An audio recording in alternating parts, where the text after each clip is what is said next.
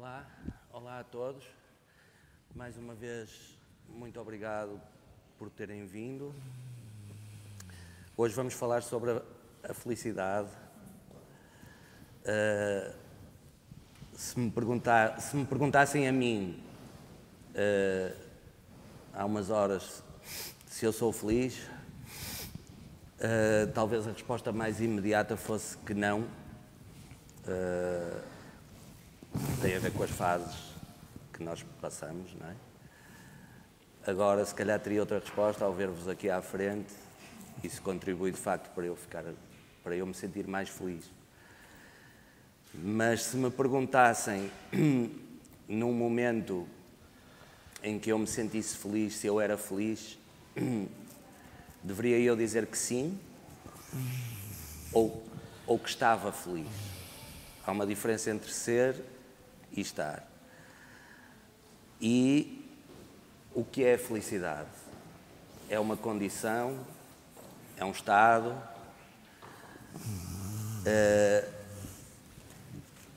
Não será a felicidade ou a infelicidade que nós temos dentro um pouco como as vagas nos mares, ou as nuvens, ou a ausência delas no céu?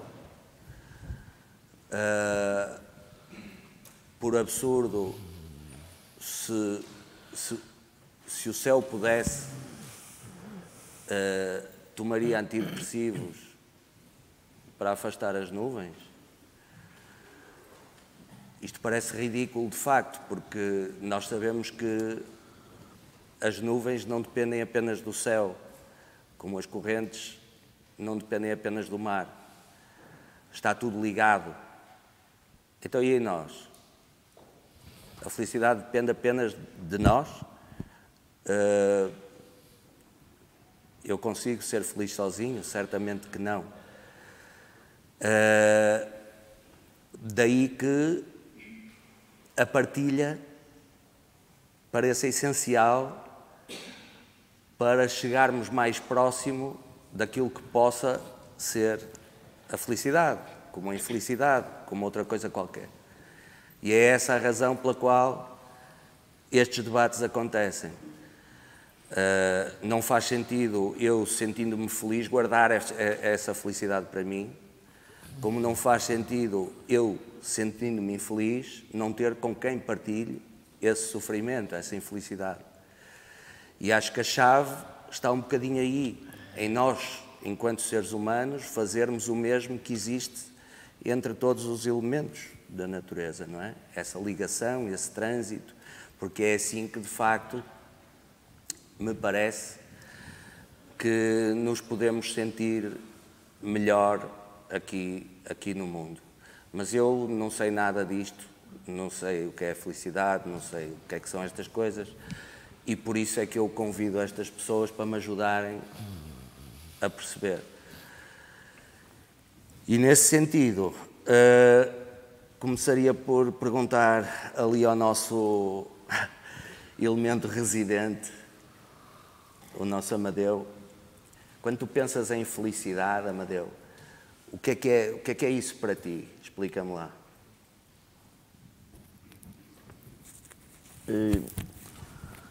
Felicidade para mim, portanto, é um estado de espírito.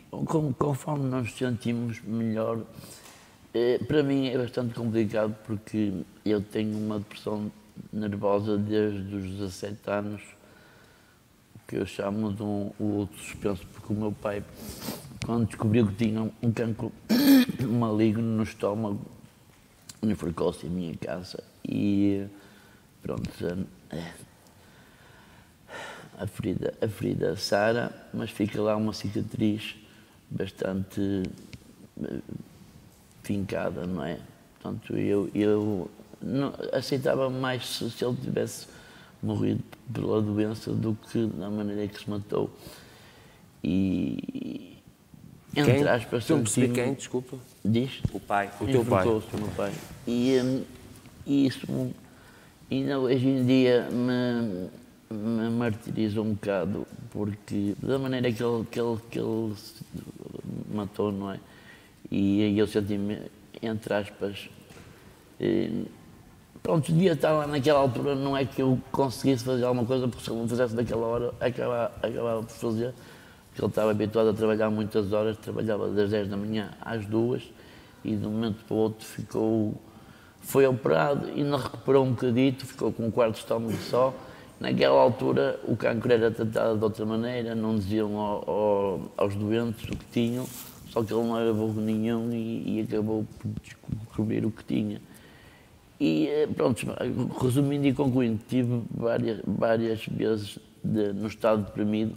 Por acaso há um bocado foi engraçado tu dizeres que quando nós estamos tristes, queremos os amigos, os amigos também é nas boas e nas más alturas. Só que quando nós estamos deprimidos, uma pessoa isola-se, fecha-se no quarto, não quer a luz do dia, não quer amigos, não quer namorada, não quer nada.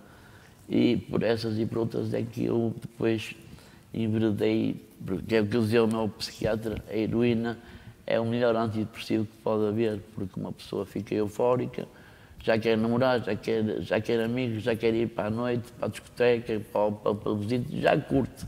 E quando se estiver deprimido no quarto não quer nada disso, isola-se, vira mesmo bicho de buraco. Isto resumindo, apesar disto tudo, eu tenho, portanto, a depressão crónica, desde 17 até agora, melhoro, anda em picos, não é? Melhoro, pioro, mas as pessoas dizem, não pode ser, estás sempre na galhofa, estás sempre na brincadeira, és um gozão, mas sabe Deus como é que, se calhar, é uma maneira de eu exteriorizar, porque eu não vou andar sempre sisudo e refugiado, não é? Ainda para mais agora na rua, não é? Mas eu às vezes ajudo mais as outras pessoas porque não consigo ajudar a mim próprio, percebes? Mas não, continuo a batalhar para ser minimamente, dentro do problema que tenho, minimamente feliz, apesar das circunstâncias em que eu vivo. Mas pronto, agora o primeiro passo é mudar o chip e largar o mundo das drogas, porque é assim, eu já tive 10 anos e 7 meses abstinente e fui agredido com um ataque de beisebol, fiquei com problemas de ansiedade, fiquei hipermaníaco, né? O grande maluco, conforme se costuma dizer. E voltei para a rua, pronto, perdi tudo, ansiedade, pressão nervosa, rua, com o meu passado, recaí, não é? Mas agora quero ver se dou novamente a volta e desta vez ver se consigo de vez. Não é fácil, porque é assim, há pessoas que nos ajudam, há técnicos bons, há meios bons, mas a reinserção social é pura demagogia neste país. É triste dizer isto, mas eu estive a trabalhar num programa que era do Vida e Emprego, que tinha a ver com o CAT, não é? O Centro de Apoio a Toxicodependentes, e o próprio encarregado, as minhas limites davam todas limpas, portanto, a urina, não é? Não acusava nada, e o próprio encarregado dizia assim, isso não pode ser, tão fujadas. E mesmo nisso era muito... Havíamos 3 pessoas, os outros 2 consumiam, tinham um quarto pago, e eu, como não consumia, tinha que pagar eu o quarto. Por isso andava 15 dias a trabalhar para pagar o quarto, enquanto os outros podiam comer, beber. Eu nem tinha dinheiro para café a partir do meio do mês. Por isso ou uma pessoa tem um patrão que nos dá o benefício, que nos conhece e tenta que nós nos levantemos, ou então eu passei por várias etapas da rede social, ou tens quem te ajude, quem te deu o primeiro empurrão, ou então, por muito bem que estejas, é treta, desculpa lá o termo, mas é mesmo treta neste país. Pronto, e acho que disse. Pronto, mas continuo a batalhar e continuo a procurar a felicidade e agora, sem deixar a cocaína, não consegui ir lá. Mas como é que tu dizes, continuas a batalhar, qual é o teu horizonte, ou seja, como é que tu vês essa batalha, por onde? Eu tenho que tratar do meu pé e vou-me mandar para fora, porque eu quero ir trabalhar para fora no neon, reclamos luminosos do vidro, que eu sei fazer. Mas tenho que sair desta sociedade, porque senão vou ser... Aposto que arranjo emprego facilmente nessa área, mas vou ser sempre recriminado. Eu quero ir para um sítio que ninguém me conhece e ninguém me aponta o dedo, porque eu tenho sempre o rótulo. Eu tive 10 anos fixe e 7 meses e tinha sempre o rótulo de toxicodependente. Por isso, não... A questão está muito no julgamento, não é? E eu acho que a própria felicidade também A sociedade é mesmo assim, não é? É a base dos estatutos sociais, não é de... As pessoas recriminam sempre o nosso passado, por muito bem que estejamos, não... Somos sempre recriminados e rotulados. É triste dizer isto, mas é verdade. E há esta ideia também da ditadura da felicidade, ou seja, as pessoas também são medidas, mesmo que não saibamos medir a felicidade. Eu ainda há pouco disse isso, é difícil perceber o que é que ela é, se é uma condição, se é um estado, se é uma emoção, se é um sentimento, como é que se mede. Há uma espécie de ditadura da felicidade, nós temos de ser felizes, não é? Posso dizer uma coisa sobre isto? Podes, Tiago. Desculpe. Eu, por acaso, só queria sublinhar que eu acho mesmo que uma pessoa que esteja a passar por um momento profundamente infeliz, os sinais exteriores que dá são, a maior parte das vezes, interpretados como indigência, falta de controle, consumos exagerados, seja de estupefacientes proibidos ou estupefacientes legais, como o álcool, que é dos piores.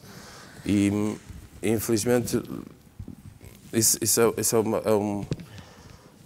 é uma pequena contradição, que não é em si, mas que acaba por ser, porque uma pessoa sente-se insegura, frágil, com medo, deprimida, não sabe o caminho a seguir, e os outros veem-nos como um desgraçado, que não tem juízo, que não se consegue sustentar, que nem o mínimo na sociedade consegue atingir, e isso acaba por ser uma bola de neve e prejudica muito a possível recuperação, evolução, progresso de uma pessoa que está numa fase em baixo, não é assim, tipo... Bal, eu pegava aqui no que o Tiago estava a dizer, esta ideia da partilha da felicidade, mas também a partilha do sofrimento, ou seja, as pessoas têm mais apetência para partilhar a felicidade do que o sofrimento. A verdade é que nós precisamos dessas duas coisas para ser felizes, e as pessoas que muitas vezes não se sentem felizes são ostracizadas, são abandonadas pelo todo social. É difícil, como dizia o Amadeu, essa reinserção, precisamente porque as pessoas acham, erradamente, do meu ponto de vista, que não vão ganhar nada em contactar com quem está infeliz. Só para dar, eu preciso de ter. Podemos aqui, em conjunto, ver diferentes formas a palavra felicidade, analisar, discutir individualmente o que é que pode ser felicidade para nós ou não, mas para podermos chegar a partilhar com os outros a felicidade, é preciso que de alguma forma eu esteja feliz. Se eu não estou feliz e quero partilhar felicidade com os outros, é só uma ideia que tenho. Então, convém que entre nós sentimos isso em conjunto, que a felicidade é uma palavra que, de uma forma geral, se formos ver, podemos tentar ver por uma pergunta: há aqui alguém que quer ser infeliz? Podíamos ir lá fora, num campo de futebol com 50 mil pessoas, e podíamos lançar essa pergunta, a resposta seria igual.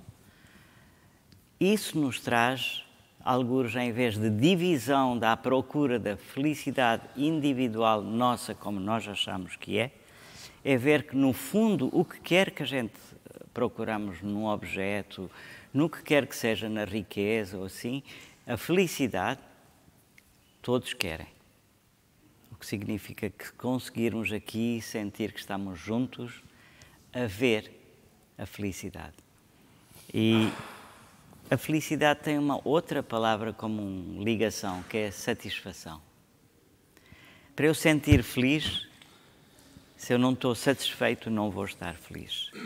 E a satisfação depende, olhando para a sociedade onde nós vivemos agora, e talvez era assim também no passado, mas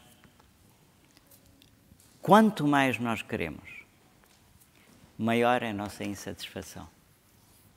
Só estamos à procura aqui em conjunto de ver felicidade e como talvez chegarmos em conjunto ver como é que eu posso ser feliz para depois poder partilhar com os outros. Porque se desde já começarmos a ver como partilhar com os outros, primeiro temos que adquirir essas condições, essa capacidade de sentirmos nós interiormente felizes. E virá, de certeza, através deste lado como daquele, um reparo de que muitas vezes nós dizemos que eu estou feliz, mas queremos dizer que tivemos algum prazer interior em ter obtido o que eu quero. Evidentemente, também todos nós já vimos deste lado, daquele lado e lá fora, que aquilo que nos deu felicidade ou prazer hoje pode dar problemas, ou o contrário, ou sofrimento, passado algum tempo. O que significa que se a procura da felicidade for naquilo que não é constante, passado algum tempo vamos ser infelizes por aquilo que nos deu felicidade há pouco tempo. Essa advertência nos é feita normalmente porque, senão, andaremos sempre à procura da felicidade, iremos saltar de felicidade para infelicidade, bem-estar para o mal-estar, felicidade para o sofrimento, e it will be like, será esse tipo de mapa que faremos da vida. Talvez não é a ocasião, mas se formos ver, se me perguntarem se eu faço esse mapa ou quem é que faz, eu levantaria logo o dedo. Todos nós fazemos esse mapa de feliz hoje, infeliz amanhã, por mesmas razões. Daí, ouvimos aqui uma definição que é partilhar o sofrimento.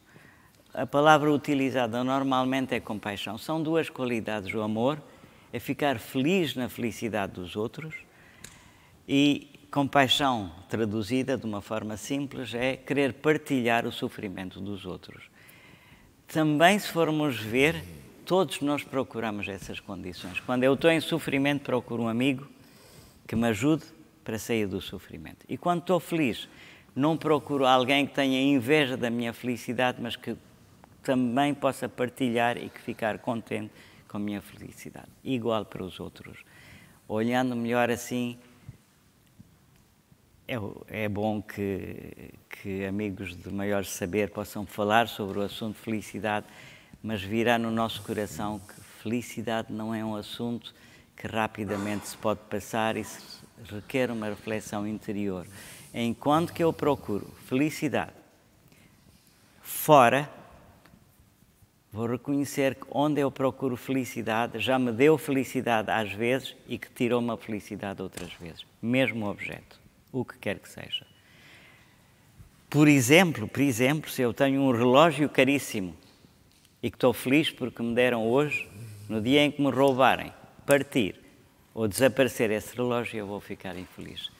Só pedem uma certa reflexão interior quando falamos na palavra felicidade, se queremos dizer simplesmente um bem-estar, prazer, porque obtive o que eu quero, ou estamos a querer dizer que o objeto, qualquer vivo ou não, aparece e desaparece, eu posso estar no meu estado de bem-estar, de paz interior, de felicidade. Há uma certa distinção de quando nós utilizamos a palavra felicidade, é como eu sinto. Manela. Várias coisas que foram ditas que eu acho que eu gostava de tentar sistematizar de uma maneira que faça sentido para mim também. Claro que a questão de saber o que é felicidade ou porque é que nos interessa falar sobre o que é felicidade é uma questão que interessa à filosofia, pelo menos ocidental. Desde sempre, já Aristóteles dizia que era o que é isso da felicidade. É uma coisa tão simples e, no entanto, parece que ninguém sabe dizer ou responder o que é. Mas eu acho que o que foi dito até agora toca várias maneiras de pensarmos a felicidade. Uma delas é a questão de usarmos a expressão felicidade individual. Nós podemos pensar na felicidade como um estado, uma condição, uma experiência. Também a própria palavra prazer é muitas vezes usada para falarmos na felicidade, a palavra satisfação. Eu acho que a filosofia oferece várias maneiras de enquadrar esses vários pontos, a satisfação, o prazer, por exemplo. Podemos ser hedonistas e querermos reduzir a felicidade ao simples prazer, à experiência de prazer. Podemos rejeitar essa ideia e dizer não, nós podemos ter uma vida de experiências prazerosas e ainda assim não nos sentirmos felizes. Se calhar precisamos é pensar na felicidade como essa satisfação, a satisfação de cumprir algum desejo, a satisfação tem de estar sempre ligada a essa ideia de desejo. Eu sinto-me satisfeita porque cumpri um desejo. Mas depois também podemos pensar, não, mas espera, estar satisfeito também não é suficiente, talvez. Talvez uma pessoa possa viver uma vida de desejos satisfeitos, por exemplo, consumindo drogas ou passando a vida em grandes banquetes e chegar ao fim e talvez achar que não é feliz. Isto são maneiras mais subjetivas de pensar a felicidade, mas depois também podemos pensar na felicidade como algo que pode ser medido. É uma questão que eu me faço a mim. Será que podemos medir a felicidade? Porque se pensarmos na felicidade apenas como experiência, satisfação de desejo, etc., podemos correr o risco de não ter como medi-la entre nós. E então esta questão de como é que vamos partilhar a felicidade ou a infelicidade torna-se difícil. Como é que eu vou explicar a alguém o que é felicidade ou como é que eu me sinto infeliz se não tenho uma medida para...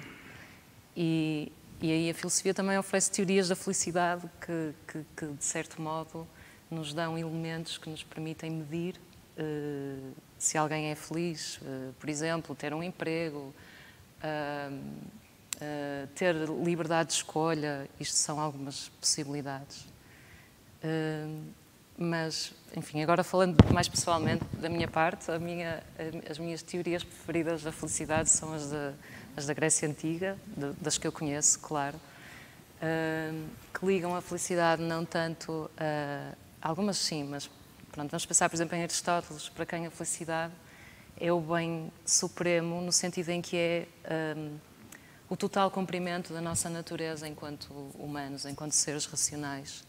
E por isso, ser feliz é fazer tudo com a máxima excelência, aplicar a nossa razão, a racionalidade, o nosso conhecimento às nossas ações. E, portanto, é uma espécie de sabedoria prática que nos permite, por exemplo, superar experiências traumáticas, que nos permite encontrar em nós e não do lado de fora, nos outros, embora também nos outros, mas sempre a partir da nossa própria razão, motivos para ser feliz e para encontrar excelência naquilo que fazemos. E pronto, era mais ou menos isso que eu gostava de dizer, de acordo com aquilo que foi dito até agora. Boa tarde a todos. Obrigada, Marcos, por me teres convidado para estar aqui hoje. Gostava de pegar em algumas coisas que já foram ditas e agora apanhei aqui as palavras da Manela, mas vou tentar começar um pouquinho atrás.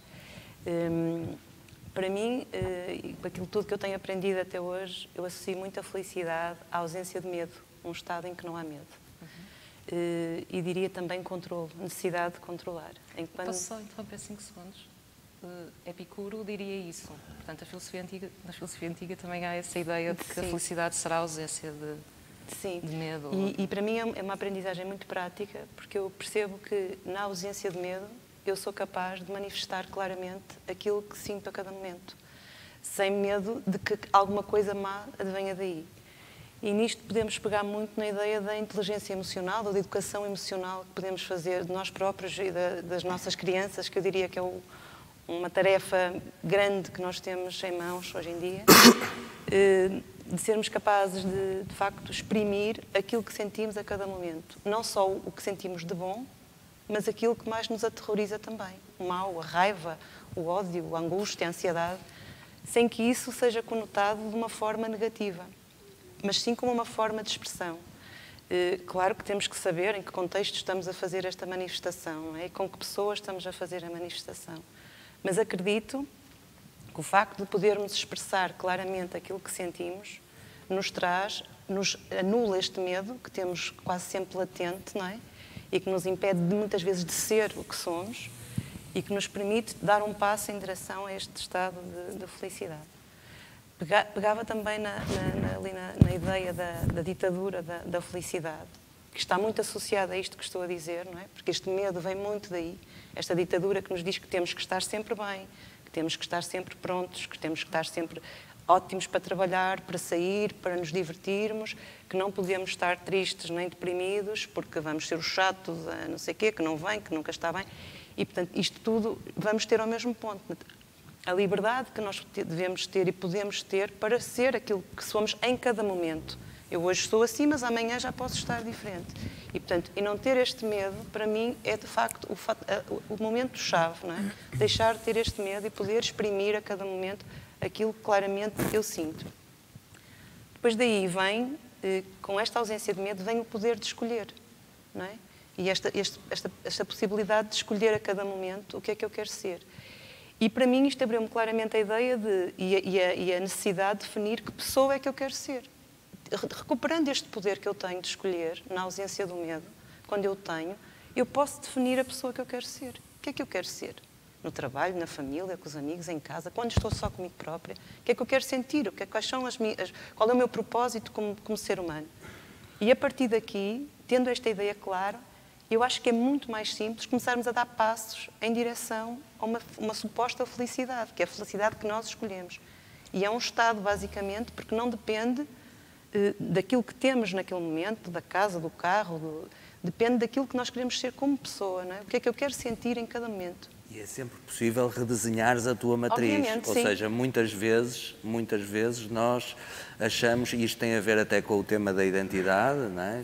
Que é o tema seguinte, nós achamos que temos uma identidade Sim. e que por isso não podemos converter a nossa vida, claro, porque a nossa matriz já foi desenhada. Sim. É sempre possível ir atrás. Mas essa identidade fixa vem muito desta ditadura que nos impõe desde muito cedo, não é? Nós temos que nos comportar de uma determinada maneira, vamos para a escola, temos de estar sentados e ouvir, noutros contextos, e portanto somos formatados e vamos criando uma imagem daquilo que nós somos.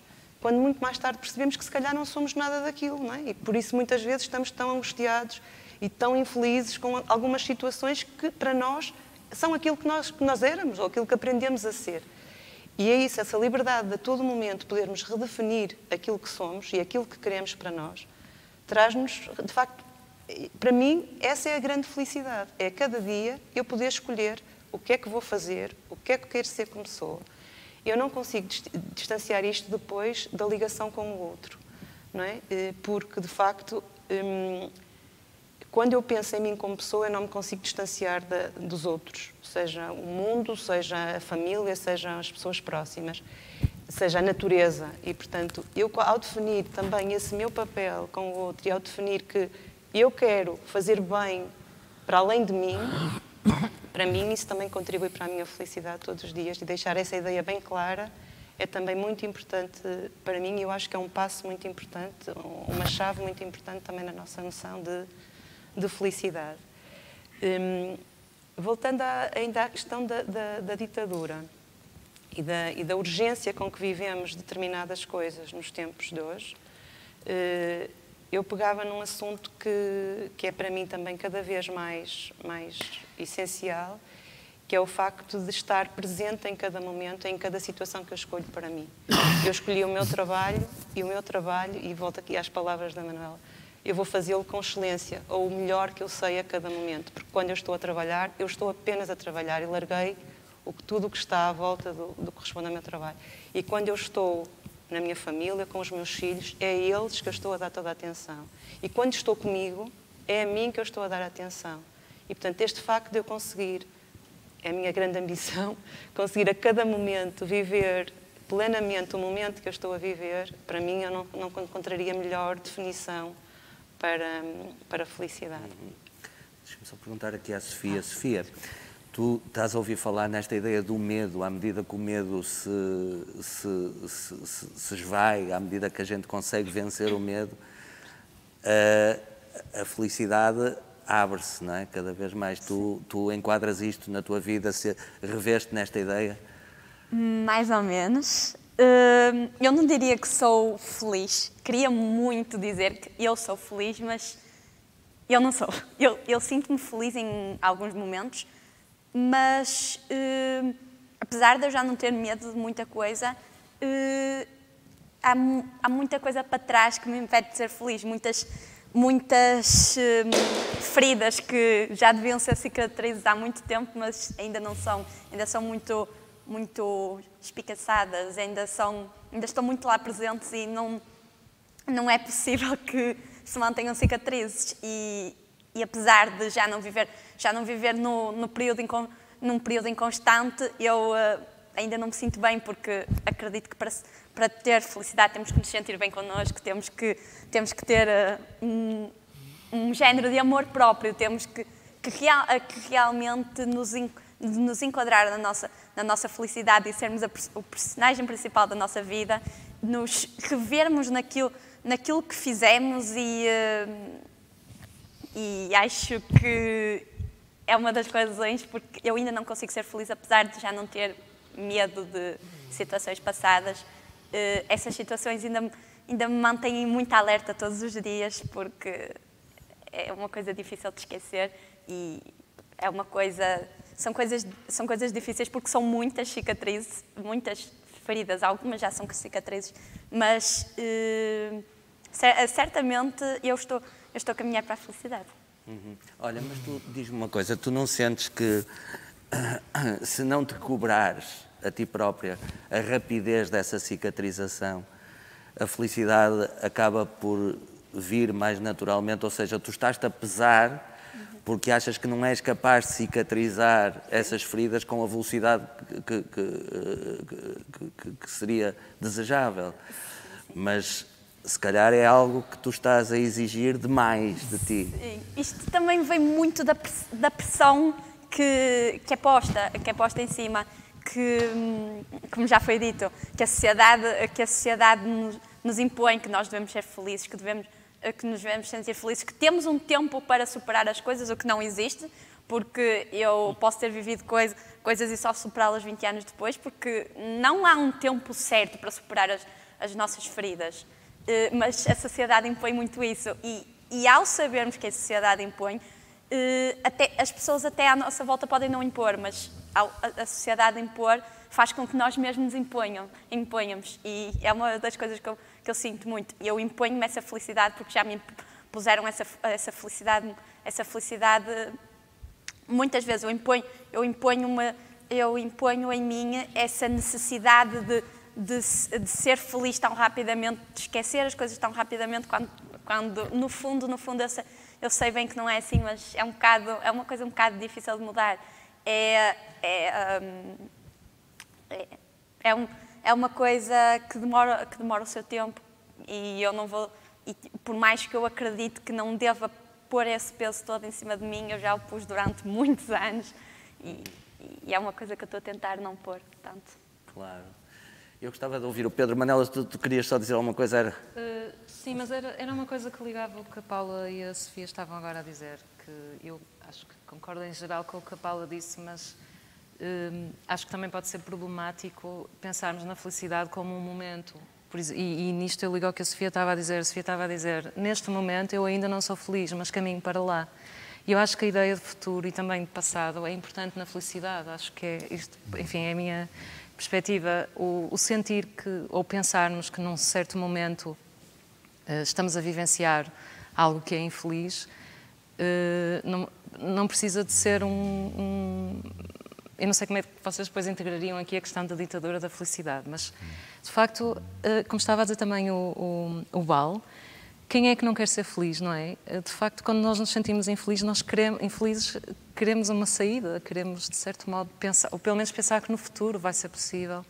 E ter mesmo só a ideia de trazer a noção de futuro para dentro disso que queremos que seja a felicidade. Esta dificuldade, desculpem. Essa dificuldade que temos muitas vezes em aceitar que estamos infelizes, não é? De queremos rapidamente sair, às vezes perpetua mais a situação, não é? Sim. E, portanto, o facto de aceitarmos, para mim, é muito isto. Vai sempre existir, não é? Mas eu acho que é possível nós pensarmos que trabalharmos na infelicidade, trabalharmos na nossa infelicidade ou na infelicidade dos outros, é um motivo de felicidade. Sim, claro. Saber que estamos a movimentar-nos no sentido da felicidade. Claro que sim. E Era acho que um bocado aceitá-la isso. pode ser o primeiro Sim, passo, aceitar não é? necessariamente, Exatamente. claro. Sim. Pedro.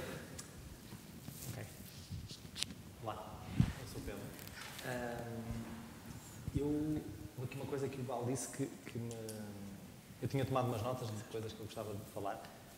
Houve uma coisa que ele disse que eu achei que era um bom começo para o que eu queria dizer. O Val falou de uma coisa que é a felicidade virá do que é constante. E é isso, e nós muitas vezes procuramos a felicidade no outro, procuramos a felicidade em gostar de alguém, nos filhos, na mulher, nos pais. E recentemente, eu tenho que falar disso aqui, mesmo que não seja tão confortável, mas a minha mulher morreu há poucas semanas. Mas não é por isso que eu não me sinto feliz. Mesmo agora. E porquê? Porque o que é constante... É verdade que eu achava que a Teresa ia ser constante. E foi constante durante 10 anos. Mas eu achava que ia ser algo muito mais... Que a nossa relação, a nossa vida, a vida dela, ia ser muito mais longa. Mas, ainda que ela não esteja cá, ficou comigo e com as pessoas que a conheceram no fundo, uma ideia de amor, uma ideia de liberdade, a ideia da coragem, da ousadia dela. E portanto, é isso.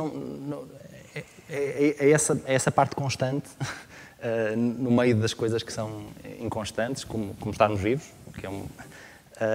que eu acho que ficou e que me faz dizer, mesmo agora, e mesmo parecendo se calhar estranho a quem está aqui, ouvir alguém que perdeu a mulher há poucas semanas, mas é isso, eu neste momento sinto-me, quer dizer, posso ter uns dias melhores e outros piores, mas sinto-me feliz em geral, e além disso tenho a certeza que os próximos anos vão ser ainda melhores do que os muito bons que foram os últimos 10. Também posso falar um bocadinho desses últimos 10 e de onde é que a felicidade entrou nesses 10. Foram de facto 10 anos em que nós conhecemos, gostámos muito do outro, foi uma sintonia muito feliz. Há aqui algumas pessoas que conheciam a Teresa também e que conseguiram partilhar isso. E houve 2 dos temas das conversas anteriores, quando eu hoje estava a pensar um bocadinho o que é que podia cá dizer, houve 2 temas, o amor e a liberdade, que eu acho que se calhar são mesmo a base do que foram estes 10 anos e do que eu vejo que pode ser e do que é a felicidade para mim e o que foi a felicidade para nós. O facto de nós não termos que fazer esforço nenhum para estarmos bem um com o outro, de deixarmos o outro fazer o que ele queria, e normalmente o que eu queria e o que ela queria eram mais ou menos a mesma coisa, ou quando não eram também estava muito bem e cada um fazia a sua coisa, gostarmos um do outro como éramos, portanto haver uma sintonia muito grande, e é isso, e portanto foram anos muito bons. Tivemos 2 filhas que também estão bem e acho que vão estar muito felizes nos anos que aí virão. É isso, a Teresa também foi um processo prolongado, foi uma doença longa, mas mesmo esses anos de doença também foram anos muito bons, com imensos momentos espetaculares. E é isso, acho que se calhar a ideia principal que eu trago para aqui, e é lógico que, e como o Amadeu disse, a morte de uma pessoa próxima e se calhar às vezes em circunstâncias particularmente difíceis e numa idade também difícil, pode ser uma coisa que nos abale para sempre, mas eu tive a sorte de, nestes anos, particularmente nestes anos em que estive com a Teresa, dela me ajudar a construir-me, e eu a ela, mais fortes, mais ainda que apegados muito a um ao outro, mas também a percebermos que há alguma coisa maior do que um e o outro e que há essa constância do que é o amor, do que é a liberdade, do que é o respeito pelo outro, e que foi muito bom entre nós e será muito bom com o mundo que existe aí, e era isso que eu queria partilhar para já. De alguma forma também, isto se calhar remete-nos para a filosofia, a ideia platónica, a ideia do amor ao amor ser maior do que a ideia do amor àquele corpo, àquela pessoa, ou a ideia do amor à liberdade, não é? Ou seja, é absolutamente inspiradora a tua experiência nesse sentido, porque eu não consigo isso, entendes? Essa capacidade de fazer com que a ideia prevaleça sobre a sua concretude, matéria. Sobre a sua... entendes? Eu acho isso incrível. Eu acho que nós também só sabemos como é que reagimos perante as coisas que nos aconteçam. E, portanto, e nunca te acontecerá uma coisa exatamente igual, porque nunca terás tido a mesma relação, nunca serás igual a mim, portanto, acho que não conseguimos, de facto, nunca nos conseguimos colocar exatamente nesse lugar. Para mim, a sensação que eu tenho é que isto é uma coisa mais ou menos fácil, porque foi assim que isto foi sendo construído e porque também tivemos esses 3 anos para nos irmos preparando para o dia de hoje, para há umas semanas atrás, e portanto não me parece nada de espantoso, por isso, pelo caminho que se fez. Se calhar se há 10 anos me dissesses isto vai acontecer, como é que tu vais ficar, eu se calhar diria a mesma coisa, vou estar completamente destruído, mas acho que na verdade não é assim que eu me sinto. Tiago, querias dizer alguma coisa? Eu peço-vos desculpa, eu queria, mas agora estou totalmente baralhado em relação à quantidade de coisas que tenho a dizer, mas vou tentar dizer uma ou outra e ser assim. Tranquilo. Primeiro, eu acho que o conceito de felicidade é um conceito que não é um conceito absoluto, é um conceito em relação a uma pessoa é mais feliz, menos feliz, mais infeliz ou menos infeliz.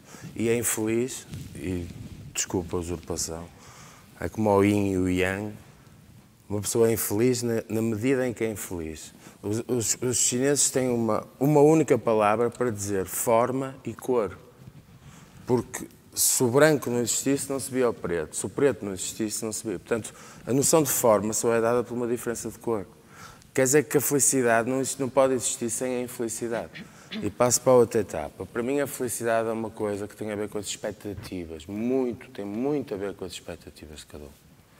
Então, quando uma pessoa acha que vai ser feliz no futuro, normalmente desilude-se.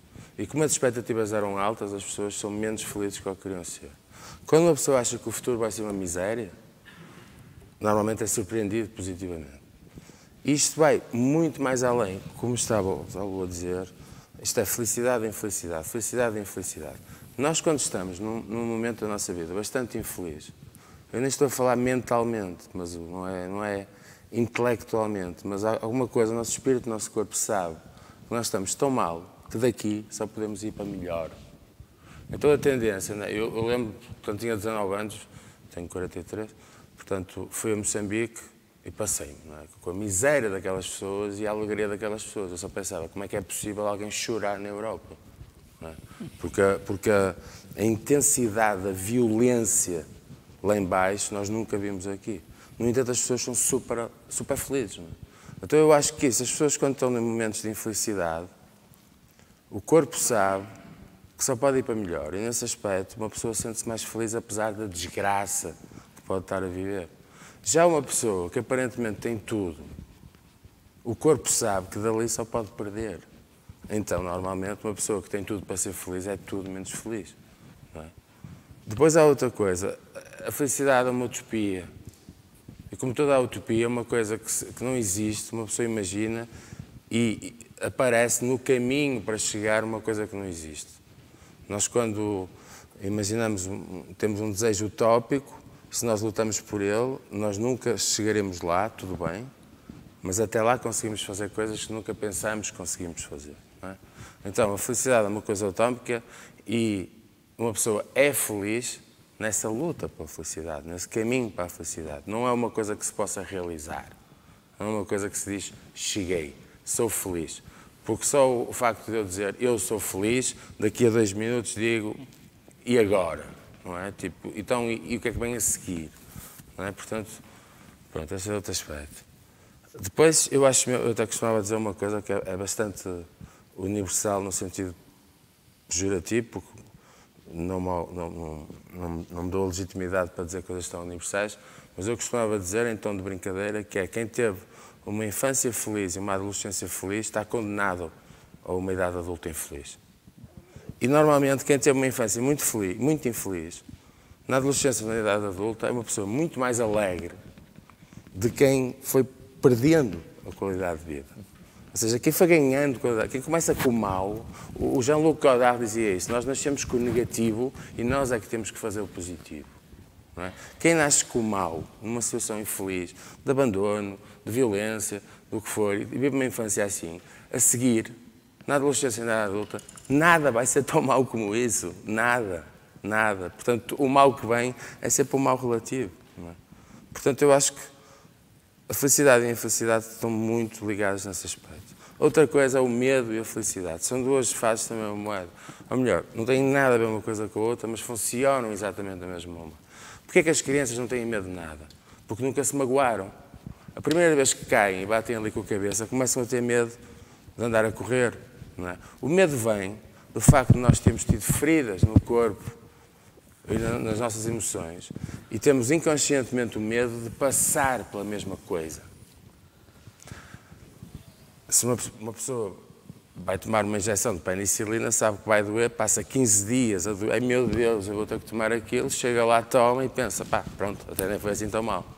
Portanto, está mais que provado, ainda há pouco tempo li numa revista científica isso, que as pessoas sofrem muito mais por antecipação do que nos momentos em si que causam o sofrimento. E isso também é importante, porque a felicidade também é um bocado isso. Normalmente, como é que uma pessoa concebe a felicidade? Eu não estou de acordo contigo, desculpa, quando dizes que não se devia dizer estar feliz e só ser feliz. Não, eu acho que hoje eu só posso dizer estou feliz. Eu sou feliz, só posso dizer para trás e para a frente. Que é, eu fui feliz e eu quero ser feliz. Mas isso é um grande problema, porque normalmente o nosso ideal de felicidade é repetir uma felicidade que já tivemos. E nada se repete neste universo, até porque as linhas são tantas que é matematicamente impossível. Portanto, nós passamos um momento muito feliz da nossa vida. Posso falar de mim, né? Já que tem tudo a ver com isto. Por exemplo, eu já tive uma relação de 14 anos com uma companheira, com 2 filhos.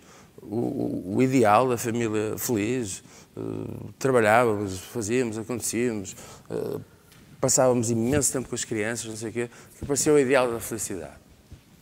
Mas a dada altura, eu e a minha ex-companheira desentendemos, cada um seguiu o seu lugar, os filhos começaram a ter uma gostada partilhada, não sei o quê, portanto todo esse ideal foi abaixo.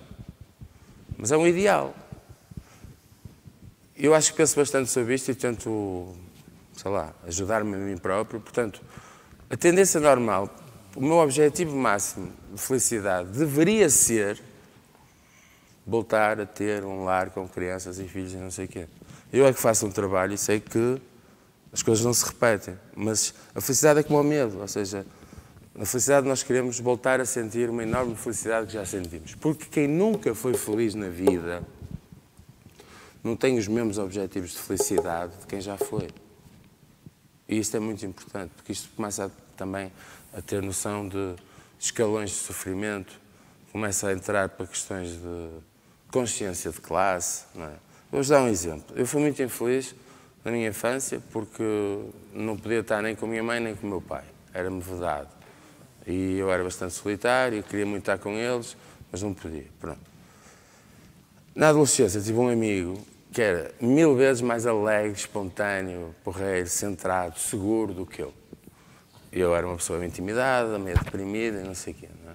E eu nunca mais me esqueço de ele me contar que passou a infância com a mãe a ser agredida por clientes no quarto ao lado dele. Então, eu pensei, mãe, como é que é possível, não? Um burguete, sempre tive a comer, nunca assisti a violência, nem nada. Como é que é possível eu ser mais traumatizado do que alguém que teve esta vida?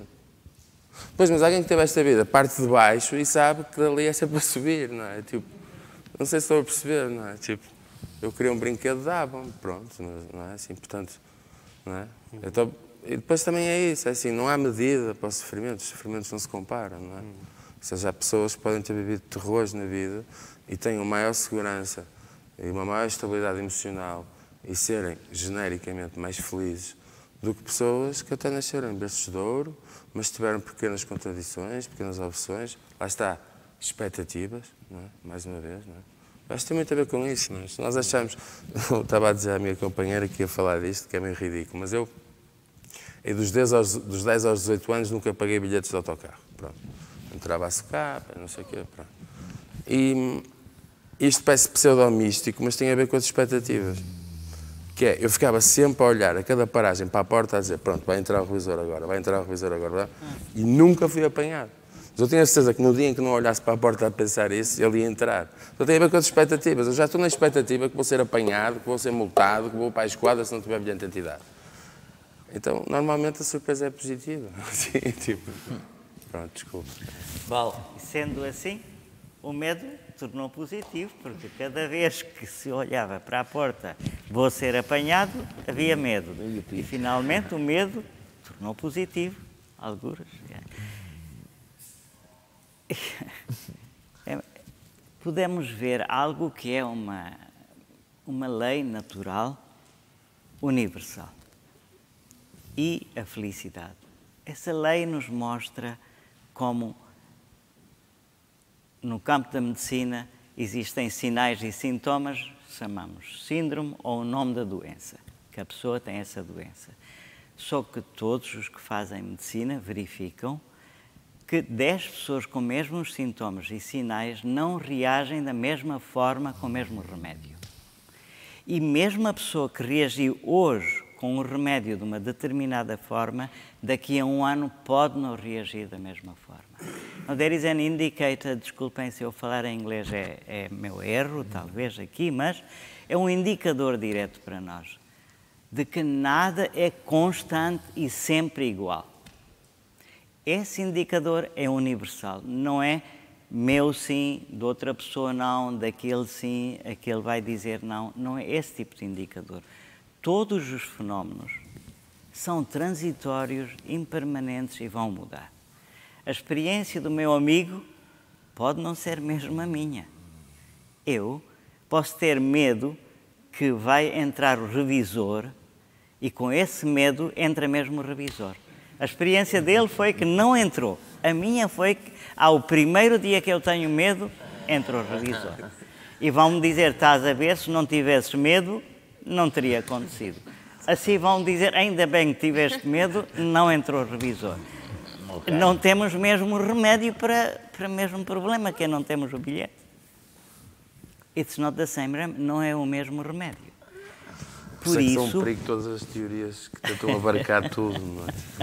Daí, talvez nos ajude a todos nós, não só aqui, mas onde quer que nós estivermos, é perceber que aquilo que nós dependemos para a nossa felicidade, de dentro ou de fora, vai ser transitório.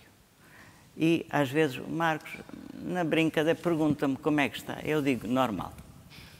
O que quero dizer com normal não é uma brincadeira intelectual ou só parecer diferente do que os outros, em não querer dizer que estou bem, mas o normal significa as ondas vão aparecer. Muito fortes, às vezes muito fortes na infância, mas mais tarde melhor. Há graus de ondas de dificuldades ou de bem-estar que aparecem. Mas se eu tiver capacidade de reconhecer que todas as ondas são transitórias, elas virão e vão desaparecer. Then there is no guarantee. Isso significa que há um saber interior que não há garantia. Por exemplo, meu amigo disse, não é? Próximos 10 anos vão ser melhores. Eu desejo. O amor significa feliz na felicidade do outro. Eu fico muito feliz que assim seja. mas não é garantia que assim vai ser.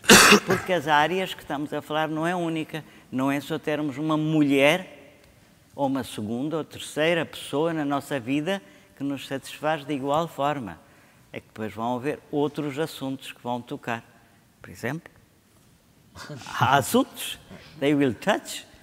Há 5 anos, se me dissessem da mesma forma, eu não diria isso é impossível. Hoje isso é possível.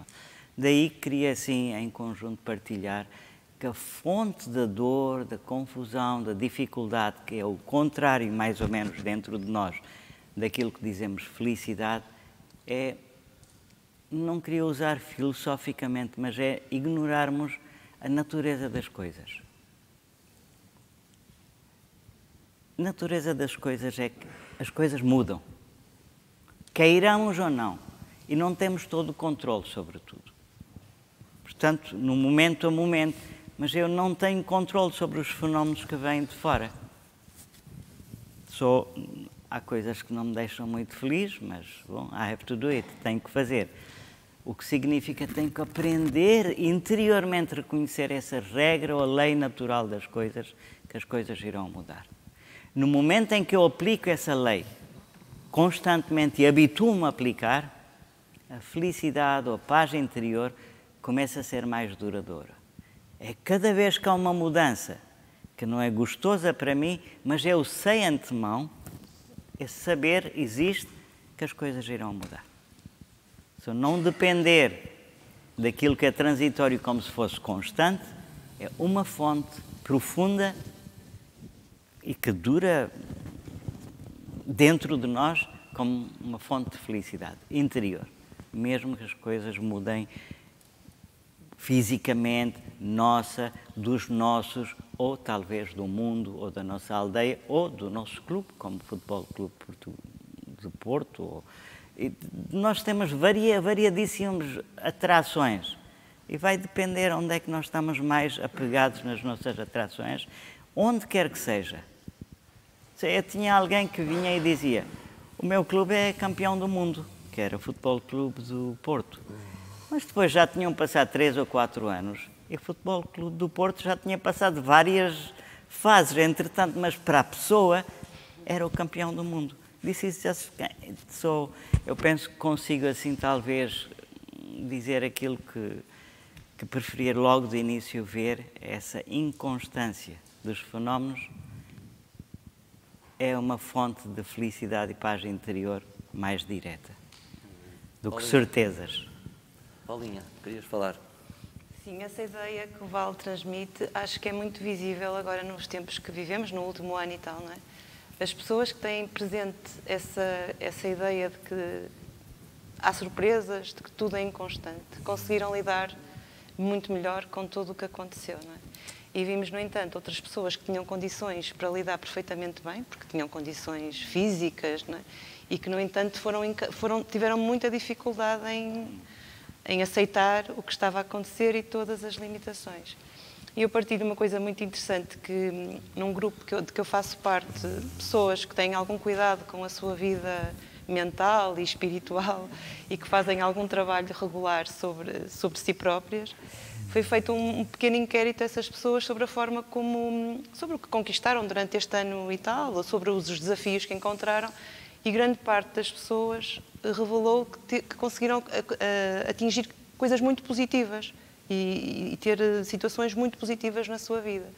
E eu acho que isto ilustra perfeitamente aquilo que estamos a falar, que se tivermos de facto esta preparação de que as coisas não estão no nosso controle, não é? E nós estamos de facto um pouco à mercê de uma série de fatores que não controlamos, conseguimos aceitar com muito mais leveza o que nos acontece diariamente, as miudezas da vida e também as coisas grandes, como as perdas e como as pandemias e como todas estas coisas que nos podem vir a abalar e que nos vão abalar certamente. Eu puxava só um bocadinho atrás e ia buscar, alguém falou aqui sobre os medicamentos e sobre as terapias para a infelicidade, não é?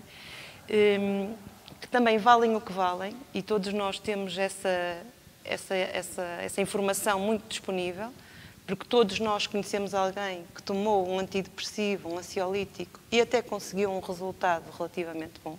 Mas também conhecemos pessoas que estão dependentes desse tipo de fármacos há muitos anos e que não conseguem ter resultados de melhoria de qualidade de vida. E, portanto, isto também diz muito acerca daquilo para que servem estamos a pôr a nossa felicidade, a entregar a um fármaco, a uma molécula. Portanto, não vai resultar, não é? Porque quando a molécula deixar de estar lá, tudo aquilo que causou aquele estado depressivo, seja endógeno, seja decorrente de condições extras, vai estar lá de outra forma. Portanto, esta necessidade de nós, de facto, agirmos sobre aquilo que temos e sobre aquilo que nos causou o estado depressivo ou de infelicidade, de facto, também nos dará a resposta, não é? De onde é que isto veio? O que é que eu faço com isto que eu sinto? Não é a droga que nos traz essa resposta, ou não é o antidepressivo que nos traz essa resposta, não é? Sim, mas, peço desculpa, mas temos que convir que é assim, o drama da sociedade pós-Prozac é que uma pessoa tem uma dor de cabeça, ou tem uma aflição, ou alguém morreu, ou seja, tem razões para estar triste e vai tomar antidepressivos só para não estar triste. Mas não podemos, ou seja, eu tenho alguns conhecimentos científicos para saber que uma depressão profunda é uma questão química. Obviamente, sim, e isso precisa de correção. Isso é inegável. Mas isso precisa de correção. Precisa. Portanto, os antidepressivos é óbvio que para algumas pessoas funcionam porque é uma correção química nas relações. Com certeza, são neurotransmissores que estão diminuídos. Depois há esse drama que as pessoas tive uma tristeza, perdeu o emprego, faleceu-me alguém querido e vão tomar para não passar por essa fase de tristeza, que é a coisa mais normal e devia ser a coisa mais normal. Mas isso tem muito a ver também com a tal ditadura da felicidade. Nós somos tão obrigados a estar felizes, mesmo se tivermos razões para estarmos infelizes, que somos levados a essa alienação, de certa forma. Eu peço desculpa por conduzir agora um bocadinho isto, que era uma coisa que eu não queria fazer, mas parece-me muito interessante a questão da partilha do sofrimento. A mim parece-me que é mesmo um tema essencial por ele ser tão raro. E gostava que alguém que queira falasse um bocadinho sobre isso. Porque é que o sofrimento, porque é que é tão difícil partilhar o sofrimento dos outros? Porque é que, quando vemos alguém a sofrer, opá, nós ignoramos. Eu lembro-me ainda há pouco tempo uma amiga minha que fazia um trabalho que eu achava incrível, que era pôr no Instagram sempre a fotografia de um sem-abrigo que via na rua. E depois era acusada de ser carregada, de ser negra, de ser... fogo, já estamos fartos de ver isso. Ou seja, as pessoas não queriam olhar para aquela realidade.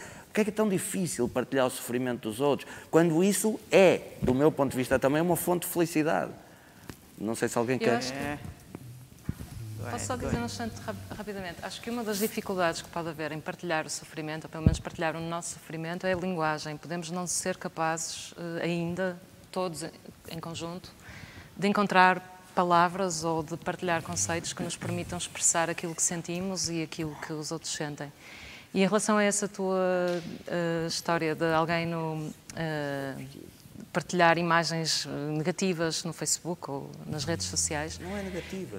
Sim, mas que eu acho que é muito difícil lidar com o sofrimento. Isto é mesmo uma opinião meramente pessoal. É muito difícil lidar com o sofrimento das outras pessoas quando sabemos que não podemos mudar, que não podemos alterá-lo. E isto aqui liga-se um bocadinho com o que há bocado eu ia até interromper, enfim, se tivesse tido a oportunidade. Eu tenho alguma dificuldade em achar, eu pelo menos, eu não consigo sentir-me feliz pensando apenas que os fenómenos são transitórios. Eu acho que é um pouco ao contrário. Eu acho que nós somos felizes quando sentimos que podemos intervir nas coisas, nos acontecimentos. Acho que isso nos traz felicidade, também nos pode trazer infelicidade. Mas, portanto, acho que se liga um bocadinho a essa ideia de muitas vezes não queremos lidar com o sofrimento dos outros por isso, por não conseguimos, por termos noção de que não temos uma arma, um instrumento material para de facto agir, não é? Porque partilhar o sofrimento dos outros não é chorar num canto enquanto eles continuam a ter aquela vida terrível, nem é ficar triste, ai, que tristeza, que horror, e depois não... Desculpa, já que me disseram que isto era uma conversa de café, podes sempre agir, isso é um sofisma, porque tu podes sempre fazer qualquer coisa. Não podes. E pôr uma fotografia no Facebook, É fazer alguma para as coisa, pessoas, sim. para as pessoas se lembrarem que aquela realidade existe, já é fazer alguma coisa. Eu acho que isso é pôr um Mas, penso por favor, na não ferida. digas que as pessoas, porque se for, chama-se autopiedade. Chama-se ter mais pena de si próprio do que da pessoa que está numa situação difícil. E isso politicamente é bastante reprovável. Portanto, tudo bem que uma pessoa possa achar que não pode fazer isso, mas é uma limitação por ignorância. Porque uma pessoa pode sempre fazer qualquer coisa. O mínimo fazes, podemos então, sempre em fazer. relação a esse Pelo menos sem-abrigo? descansar a nossa consciência burguesa, achar que conseguimos fazer alguma coisa pelo próximo, nós conseguimos. Queres-me dar um exemplo de alguma coisa que tenhas feito realmente por um sem-abrigo? Posso dar um exemplo? Eu estou a acabar um filme que estou a acabar em 2007, em que filmei todo o processo e luta do deitar abaixo um acampamento cigano no Freixo. Não é? Passado 13 anos, estou com eles outra vez para perceber tudo o que eles passaram e não passaram. Andei 9 anos a acompanhar o desenvolvimento no bairro do Aleixo. E achei que também tinha alguma coisa a ver filmar desde há muitos anos a Feira da Bandoa, porque sabia que com a evolução desta cidade ela ia ser tirada do sítio onde está. Essa cena foi mostrada às pessoas que se reconheceram, que acharam que alguém lhes prestava atenção e que não era a especulação que a televisão faz. Essa mensagem passou para muitas outras pessoas que não tinham noção disso ficaram a ter. Não é?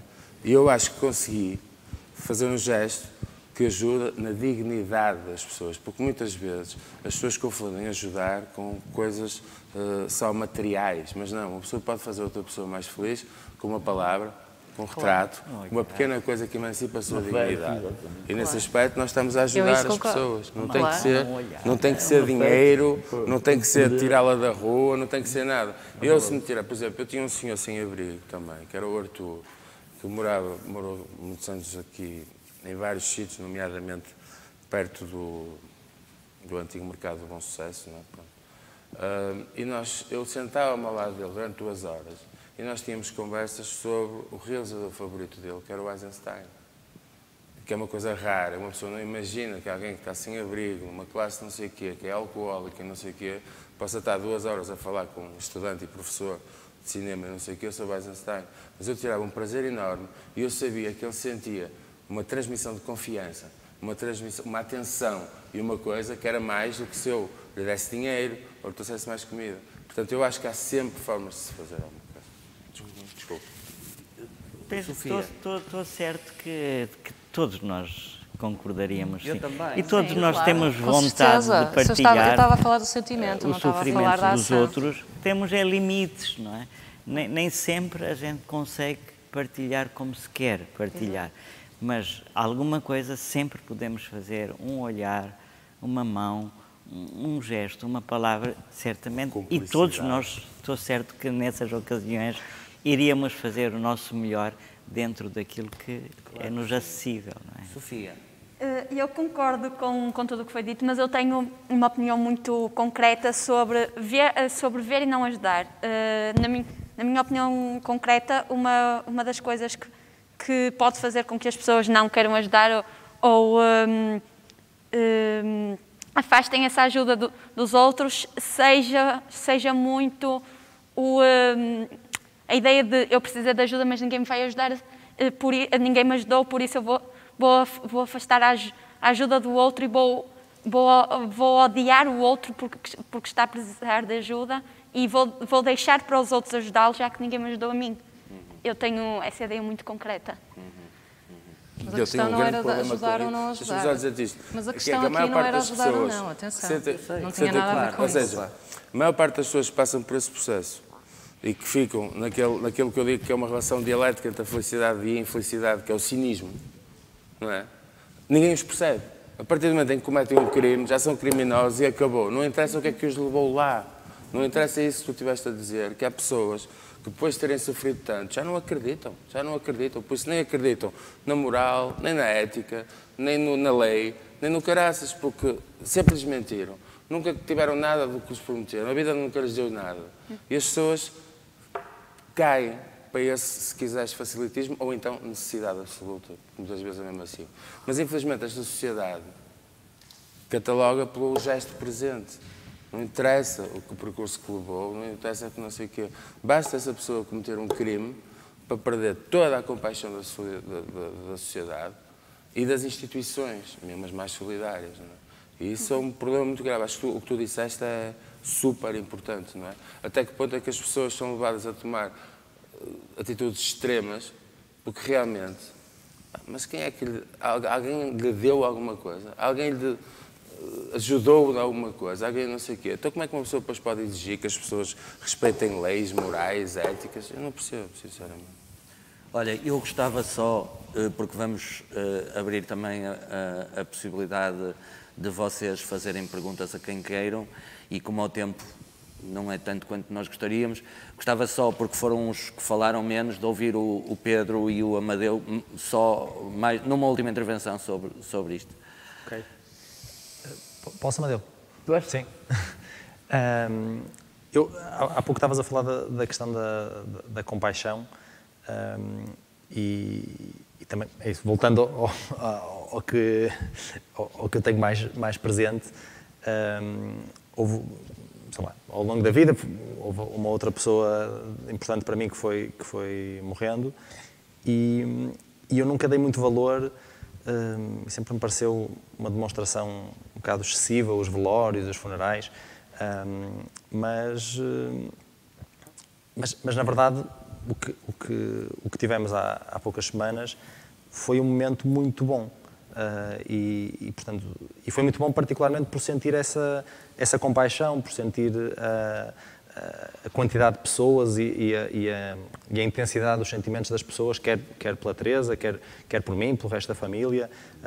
Portanto, a minha experiência em termos de compaixão, e a experiência recente, é uma experiência muito boa e de uma sensação de comunidade e de partilha do sofrimento e disso servir para o sofrimento ir desaparecendo ou ir... É isso, o sofrimento dividido dói muito menos. E, portanto, foram 2 dias muito bonitos por isso e, portanto, tenho uma experiência muito próxima e muito presente de uma compaixão espetacular.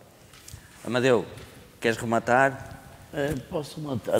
O que eu estava a dizer é que, portanto, agora o meu próximo passo eu ainda não investi muito em voltar a deixar a droga, porque é assim, desde o momento que eu, portanto, deixo a droga, não é, fico abstinente, não é, o que é que uma pessoa quer organizar minimamente a vida e arranjar trabalho, só que eu tive uma muito má experiência, porque eu tive num tal projeto que eu disse de vida e emprego, e é assim, que não adianta estar abstinente e estar livre de drogas se a sociedade não me aceita ou não me dá o benefício da dúvida de eu começar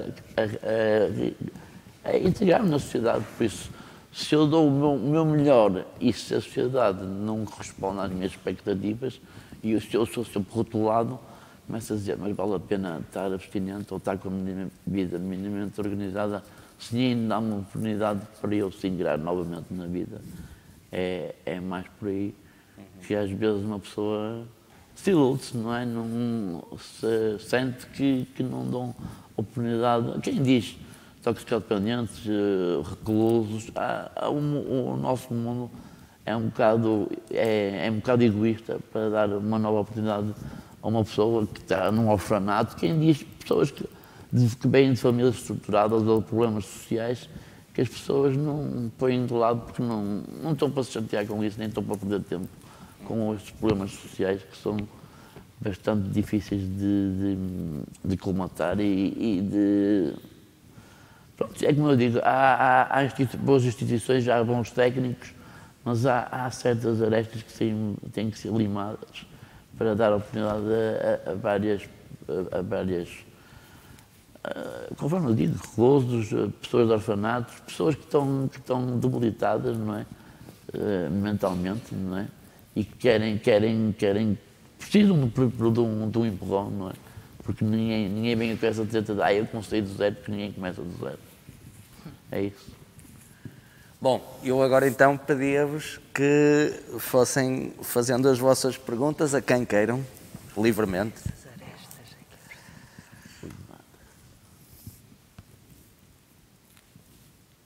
Força.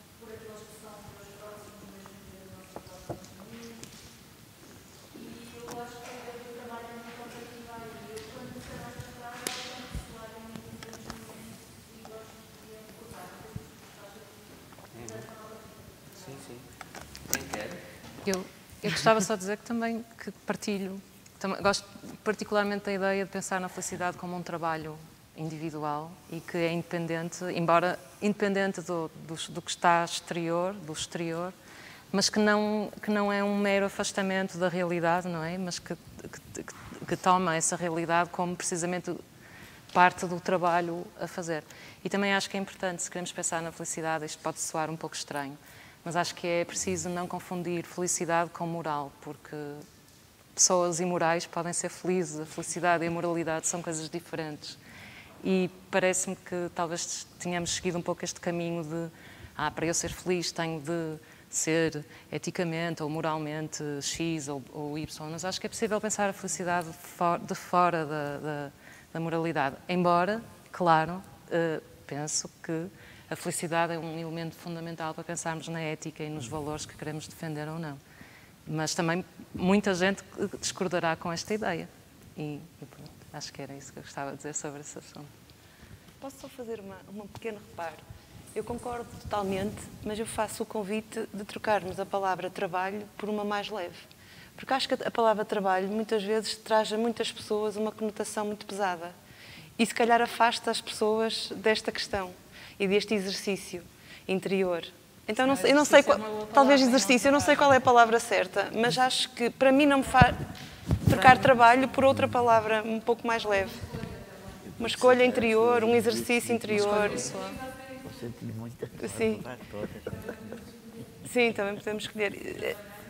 Sim, sim.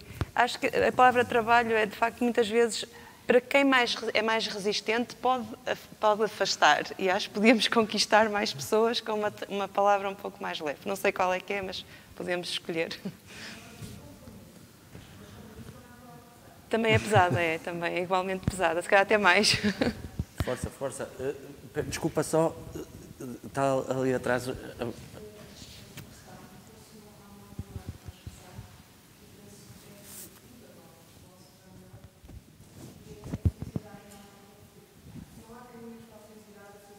É o caminho. Sim. Uhum.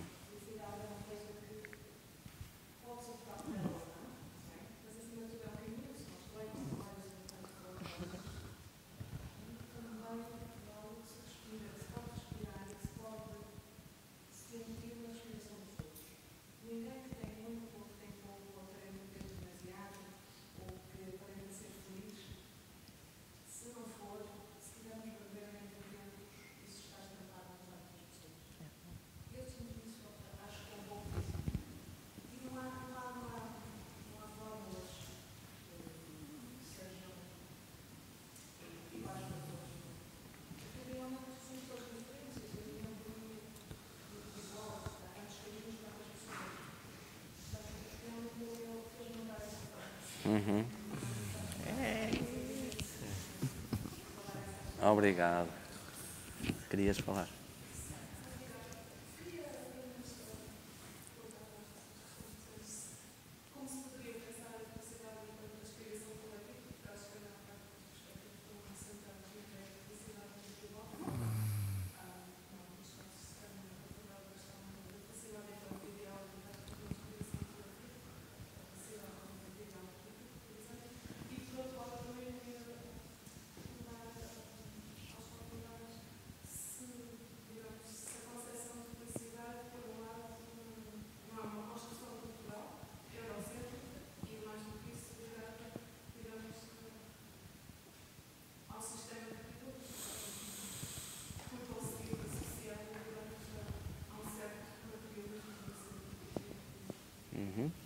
Quem quer responder? Bal? Temos uma frase, pelos vistos, da Dawes, como falou, na sociedade capitalista, que diz: não ter nada é felicidade. Qualquer que seja a razão por que puseram essa frase, acho que foi em 2019 ou assim. Também. Eu também estava a pensar, mas também. São várias pessoas a falar, mas estava a pensar nisso. Ou seja, por um lado é óbvio que eu estou perfeitamente de acordo que a felicidade não se procura lá fora, tem que se procurar cá dentro. Mas eu também acho que há certos sentimentos interiores que têm que estar em relação com o cá fora, não é? Eu, por exemplo, eu cito muito um amigo que fez uma adulteração de um provérbio muito conhecido, que é: a minha felicidade acaba quando começa a do outro. Ele fez uma alteração para dizer: a minha liberdade acaba quando acaba a do outro. Portanto, eu só posso ser feliz, eu só me posso sentir livre, neste aspecto específico, eu só me posso sentir livre se o meu companheiro também for livre. Porque há uma ligação, outras coisas, não é? E a felicidade também tem muito a isso, tem a ver com como é que a gente focaliza. Se a felicidade é atingir os meus objetivos, ou se a felicidade, por exemplo, e daí falando um bocado da questão do individual e da felicidade num aspecto mais global, a felicidade pode muitas vezes só ser atingida se a comunidade atingir essa felicidade, se o grupo atingir essa felicidade. Se houver uma pessoa, vivem todos na mesma casa, toda a gente está feliz, mas há uma pessoa que está profundamente infeliz, isso vai afetar a felicidade dos outros, não é? Portanto, ou seja, acho que esta coisa do procurar dentro em vez de procurar lá fora é exatamente, ou seja, não é lá fora, nas coisas materiais, nas alienações, nos pequenos momentos de prazer, seja sexo, drogas, Rock and roll. preenchimento em rock and roll, exatamente. O preenchimento de uma necessidade do momento, de um anseio do momento, não é? Não é isso que dá a felicidade duradoura, não é? Mas da mesma forma, será que nós podemos ser egoístas nesse conceito de felicidade, pensar: eu quero ser feliz, eu quero ser feliz, então quando eu for feliz, vou olhar à minha volta e é toda a gente infeliz, o que é que eu vou fazer com a minha felicidade? Percebe? Portanto, há um pau de dois bicos esta questão de procurar dentro, porque para mim é procurar dentro com o pé fora, não é? Tudo menos procurar fora, porque procurar fora é a materialidade, o supérfluo, aquilo que pode contribuir para eu, lá está, para mim, estar um bocadinho mais feliz e não ser mais feliz, não é? Mas depois também, se uma pessoa se descola completamente das relações humanas, não é? Quer dizer, tipo, das pessoas, portanto, vamos a falar, não é? Sei lá, mas há uma pessoa que por todos os dias eu passo e que tem muitos problemas, tem não sei o quê, tem não sei o que mais.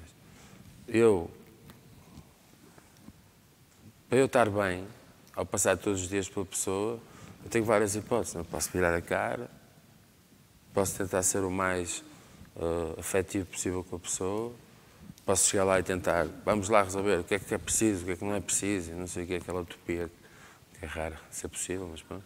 Mas quer dizer, a minha felicidade ao passar ali, depois de vir de trabalho, antes de vir tomar um banho e jantar, passar todos os dias com uma pessoa que emana em felicidade, não é?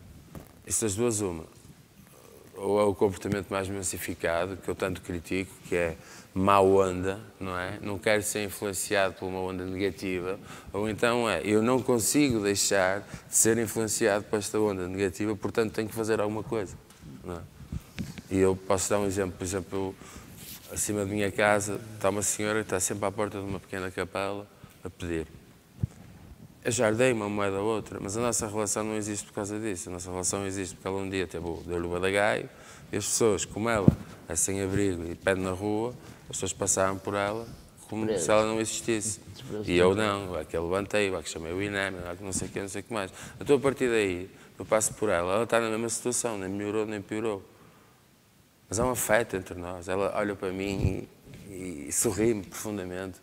Eu olho para ela e digo sempre, estás bem, está tudo bem hoje, está tudo bem contigo, não sei o quê. Não quer dizer que eu se calhar, ajudava mais, né? Se eu tivesse muitas posses e cada vez que passasse por ela, desse uma nota de 100 euros. Né?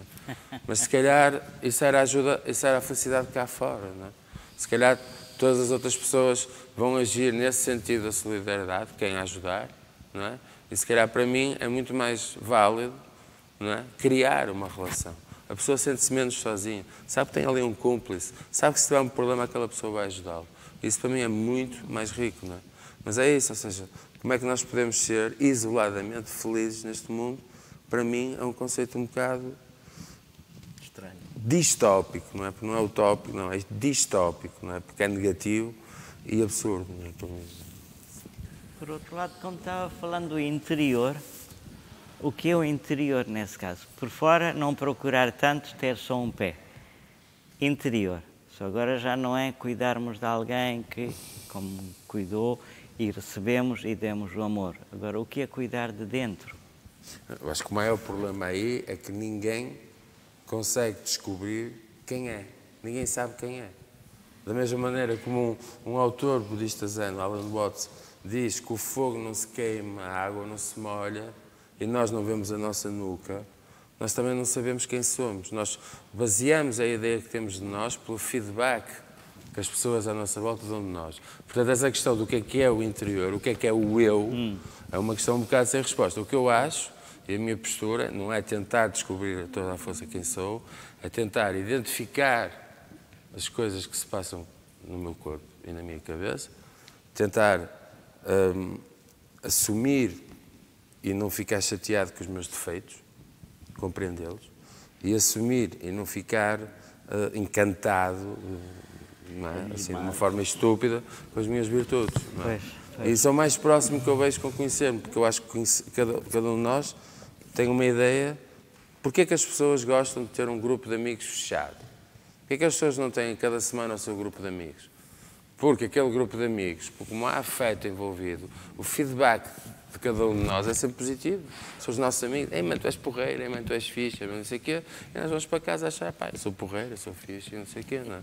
Mas se de um dia para o outro somos de uma classe média alta e vamos com um discurso assim para um bairro, vamos ser maltratados, vamos ser humilhados, a gente vai dizer mal de nós, e se nós nos deixamos afetar, então vamos achar que somos a pior coisa do mundo. Eu falei de um bairro só por falar de uma questão de coisa. O contrário é o mais comum, não é? É alguém do bairro, por falar mais alto, ou exaltar-se, ou dizer umas palavras que não são muito educadas, ficar logo, não é? Assim. Será que podemos voltar outra vez para dentro? Como disse, olhou para Alan Watts, o que é que acha então como cuidar de dentro? Se nós não sabemos quem somos, Alan Watts, talvez saiba ou não, mas existe uma sugestão, se é isso que se quer. Se queremos ter o pé para fora e o resto para dentro, para olhar para dentro, então existem sugestões. Não de saber categoricamente quem eu sou, mas com clareza saber quem eu não sou. E, se olharmos, aquilo que muda todo o tempo, não posso ser então eu. E isso, como falamos da ciência e Alan Watts, são dois aspectos, é que este corpo também é impermanente, constantemente em mudança. Se eu chamar este corpo eu, já estou a errar. Dali, em vez de saber quem eu sou, pelo menos ter clareza quem eu não sou. O que torna uma proposta muito difícil agora, neste contexto de dizer que eu corpo não estou. Porque o que estamos a falar é tudo ligado ao corpo. Não é? Acho que uma das ideias interessantes que podemos retirar de tudo isto relativamente a Aristóteles, por exemplo, poderemos pensar noutros filósofos da Antiguidade, é que o cerne da questão não está em saber quem eu sou, quem tu és, quem nós somos, mas no que fazemos. E acho que a ideia de que a felicidade está ligada essencialmente a isso, ao que fazemos com aquilo que conhecemos, com aquilo que pensamos, com aquilo que sentimos, pode ser muito mais útil e muito mais proveitosa para responder à pergunta que acabou por não ter aqui nenhuma resposta, que é, temos estado aqui a falar do que é felicidade para mim e do que como eu me sinto bem a fazer isto, a fazer aquilo, mas não temos pensado no que é felicidade, que tipo de ideia de felicidade coletiva é que queremos, porque eu acho que se o ponto, e temos focado muito aqui a questão na moralidade, em ajudar, por exemplo, o sem-abrigo, não sei o quê, mas não seria a primeira vez, não é nada inovador aparecerem pessoas que vos dizem que são felizes na rua, que são felizes como toxicodependentes. Eu acho que é importante termos um bocadinho, não deixarmos de pensar nisso, que a felicidade não é uma receita, não há uma receita para a felicidade. E quando eu estava a falar em pensarmos a felicidade em relação ao que fazemos, não é o que queremos fazer, nem é o que é melhor fazer, nem é o que é ditado como sendo o melhor para fazer, mas é o que fazemos naquele momento, aí sim, com aquilo que temos, com aquilo que somos naquele momento ou noutro momento, com aquilo que está a acontecer-nos. E eu acho que isto era importante pensar para responder à pergunta. Acho que é uma pergunta muito relevante pensar no que é isso da felicidade coletiva. E, sinceramente, nenhum de nós ainda conseguiu abordar essa questão. É uma questão que pode ficar... não sei, ninguém de certeza que ninguém tem uma resposta para essa pergunta.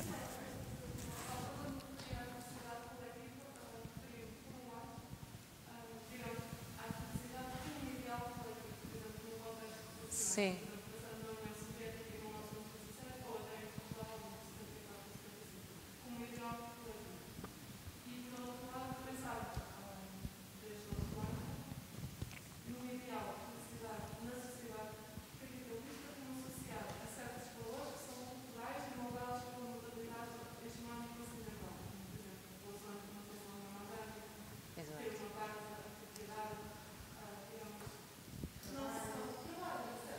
Sim, sim, sim.